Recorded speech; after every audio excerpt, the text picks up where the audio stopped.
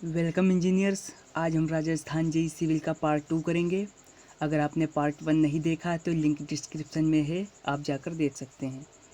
तो आपका पहला क्वेश्चन है, the ratio of volume of voids in the soil to the its total volume is defined as.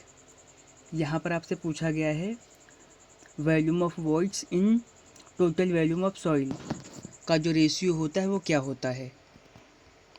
तो उसका रेशियो होता है ऑप्शन नंबर ए, पोरोसिटी। फिर आपका अगला क्वेश्चन है, if the degree of saturated of the partially saturated soil is 60%, then air content of the soil is. यहाँ पर आपसे पूछा गया है कि एक आपकी पार्टियली सेचुरेटेड सॉइल की जो डिग्री ऑफ सेचुरेशन का मान है वो 60% है, तो सॉइल में जो है एयर कंटेंट की जो मात्रा क्या होगी, 40% या 60% या 80% या 100%। तो आपका ऑप्शन नंबर जो ए है बिल्कुल सही होगा। एयर कंटेंट की मात्रा जो होगी वो होगी 40%। फिर आपका अगला क्वेश्चन है, when the pores of a soil are full of water then the soil is called. यहाँ पर आपसे पूछा गया है कि किसी सॉइल के पोरस जो हैं वो पानी से भरे हैं, तो उस सॉइल को हम क्या कहते हैं, मॉइस्ट सॉइल या फुल्ली सेचुरेटेड सॉइल या प्लास्टिक सॉइल या फिर हाइड्रेटेड सॉइल। तो आपका ऑप्शन नंबर बी जो है बिल्कुल सही होगा, उसे हम कहते हैं फुल्ली सेचुरेटेड सॉइल।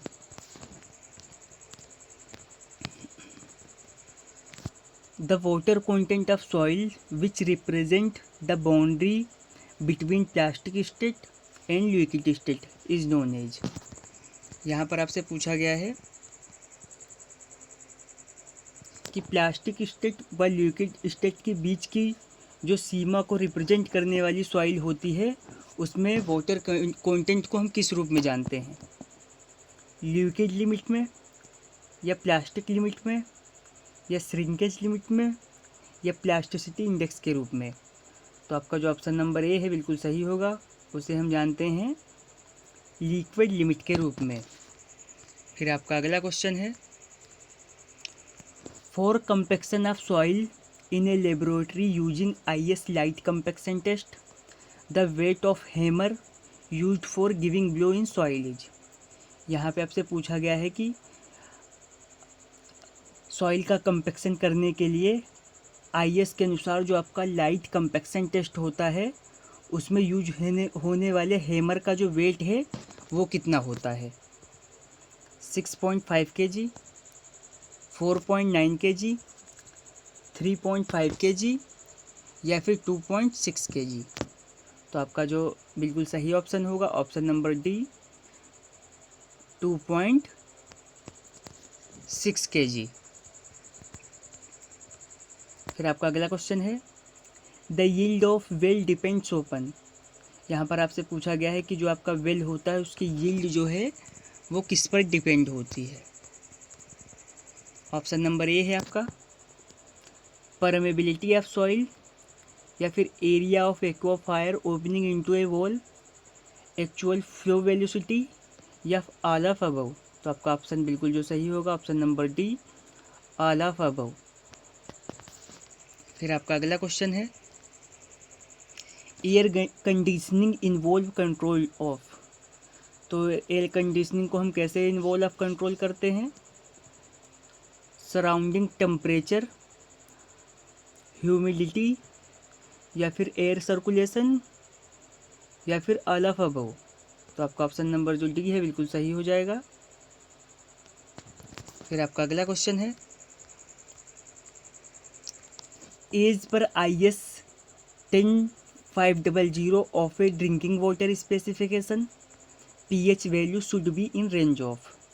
यहाँ पे आपसे पूछा है कि IS के अनुसार जो आपका ड्रिंकिंग वाटर होता है उसकी pH वैल्यू जो है उसकी रेंज क्या होती है।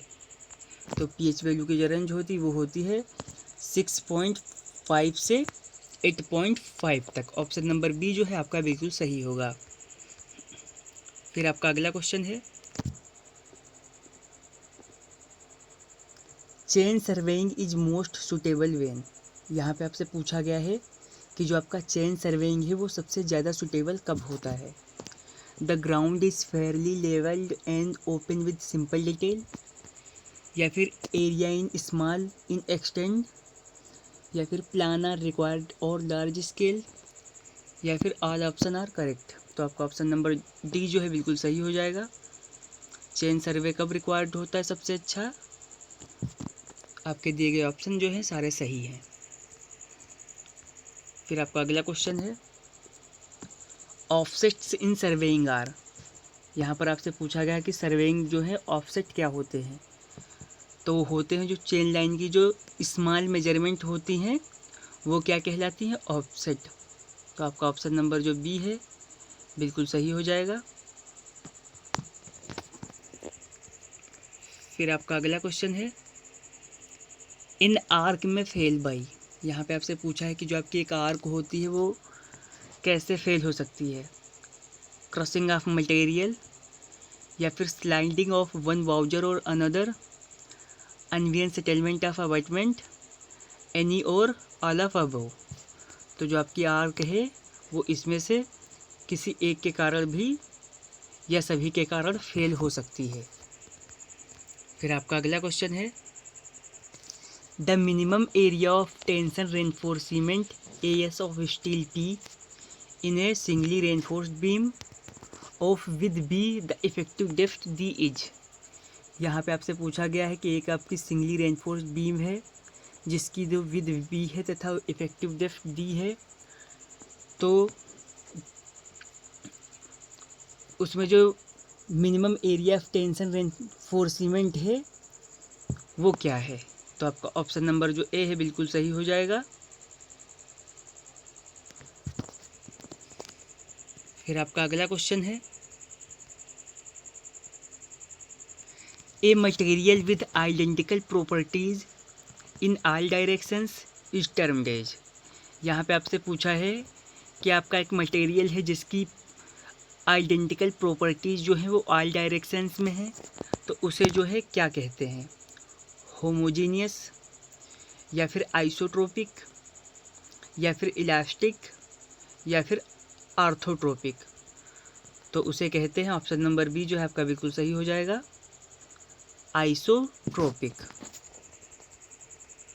फिर आपका लास्ट क्वेश्चन है